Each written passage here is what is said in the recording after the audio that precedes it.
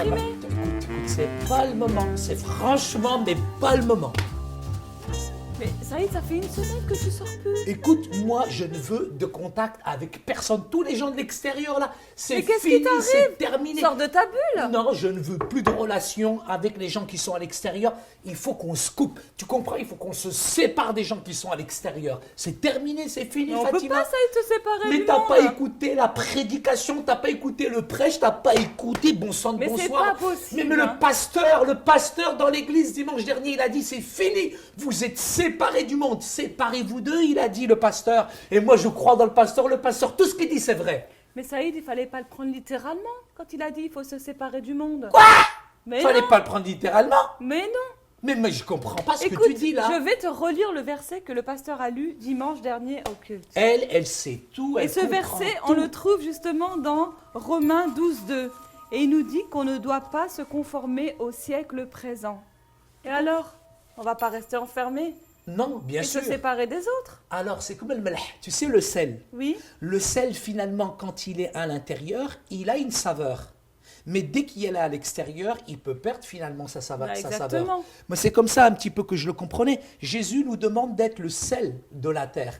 Et si ce sel, finalement, n'a pas de saveur, finalement, à quoi ça sert? La Bible dit que le sel, s'il perd de sa saveur, mais Bah, il a ne peut plus de pas goût. saler, il a Il a plus de goût. Ouais, Et complètement, ben c'est Fatima. pareil, toi, ça y est, Je suis si tu restes entièrement enfermé, d'accord. si tu n'es plus en contact avec les autres, bah tu sers à rien. Ah ouais, je ne vais pas pouvoir les saler, c'est vrai, Fatima. Écoute, je te propose de lire un autre texte dans Romains 12, le verset 2.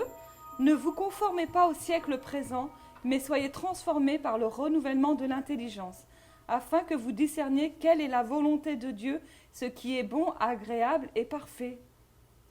Mais écoute, moi, dans ce cas-là, je vais prendre un cheval, je vais retourner à l'ancien temps et je vais commencer à faire tagada, tagada. Écoute, moi, je comprends pas ce que tu Saïd, veux dire, là. arrête de toujours passer à l'extrême. Essaie de comprendre ce que tu lis. Bon, Enfin, ce que dit- adapte-le. Ce que dit Paul aux Romains, je comprends. C'est-à-dire que les voies de Dieu sont différentes des nôtres. Et ce que Paul appuie en tout cas, c'est cette exhortation à vivre selon les voies de Dieu. Et nos voies ne sont pas nos voies, mais elles sont celles de Dieu. Je comprends mieux maintenant ce texte. Exactement, Saïd. Mais je veux être vraiment sûre que tu as bien compris. Est-ce que tu pourrais le reformuler autrement, ce que tu viens de dire, mais en nous racontant une histoire, en me racontant une histoire? Oui, je me souviens de cette histoire dans cette école où il y avait un jeune qui s'appelait Fares. Et Fares, lui, c'était le pitre, tout le monde le regardait, tout le monde le connaissait. Il aimait faire rire, en tout cas, toute la classe. Mais dans sa classe, il y avait un jeune.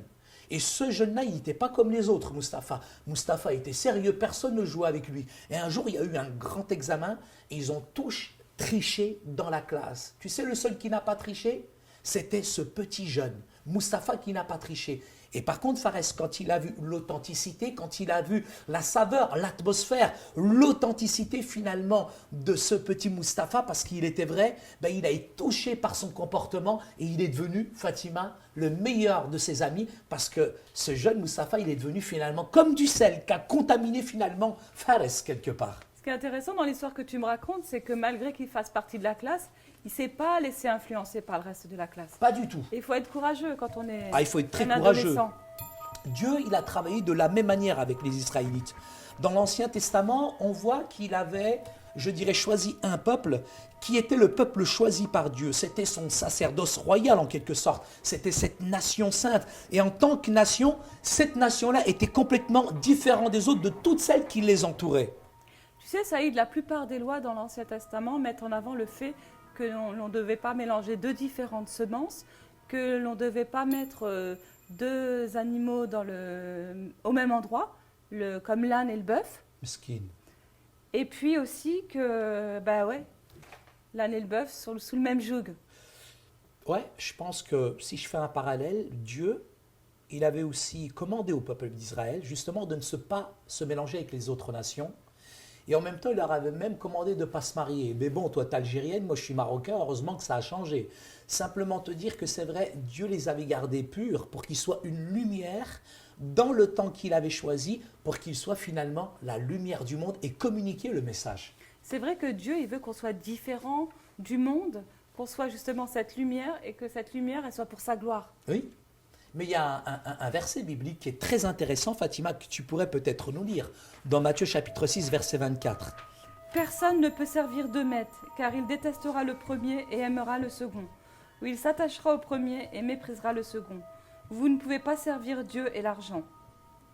Une fois, je parlais avec quelqu'un et puis je lui dis, mais est-ce que vous croyez en Dieu? Mais tu sais ce qu'il m'a dit? Non. Il m'a dit, Dieu c'est mon portefeuille, c'est mon argent. Et c'est vrai qu'on ne peut pas servir deux maîtres. Soit tu sers maman, soit tu sers Dieu. Mais si tu veux servir les deux, finalement, tu vas finir par te perdre. Donc, il faut préserver ce que Dieu nous donne. Il faut se séparer avec certaines choses. Dieu a donné l'argent, c'est un moyen, mais ce n'est pas une fin en soi. Mais si ça devient une idole, finalement, ça devient complètement d'idolâtrie, Fatima. On ne peut pas servir deux maîtres. Finalement, ça y est, Dieu nous a demandé de nous détourner du monde parce qu'il veut qu'on se détourne du péché. Et dans ce monde, il y a des choses qui sont mauvaises pour nous. Parce que tout simplement, on passe tellement de temps dans des choses finalement qui sont éphémères, secondaires, et on ne se concentre plus finalement sur les choses qui sont vrai, essentielles. Saïd, dis-moi, c'est quoi être séparé du monde? J'aimerais l'entendre avec tes propres mots. Écoute Fatima, séparer du monde, c'est pas être dans une boîte de conserve.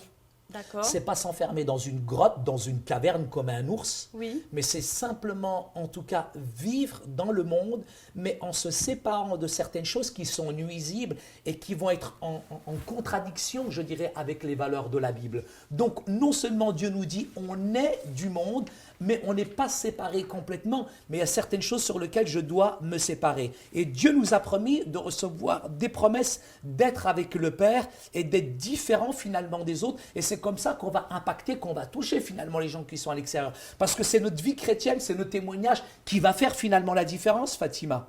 Donc, Saïd, si j'ai bien compris, on vit dans ce monde. Oui. Et mais Dieu nous protège. Et on ne doit pas se conformer à ce monde. Complètement, Fatima. Autre chose aussi, Saïd, c'est qu'on a été mis à part pour Dieu. Oui. Et encore, Saïd, c'est que bien qu'on soit séparé de ce monde, grâce à ça, on doit éviter certaines choses. Voilà, on devient saint. Et c'est comme ça qu'on est accepté de Dieu. Oui. Parce que justement, on ne vit pas comme les autres. Non, on ne vit pas comme les autres. Et un dernier point, Saïd, c'est que Dieu nous protège.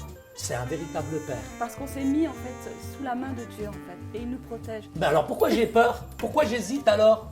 Ben dans ce cas-là... Parce que Saïd, toi, tu as tendance à prendre tout à la lettre. Ah ok. Et tu dois comprendre en fait que les choses, elles doivent alors j'ai rien compris, j'ai rien compris. Choses, et surtout les versets doivent j'ai une idée Fatima. Oui. Si on allait en boîte de nuit ce soir... Non mais là c'est encore l'extrême.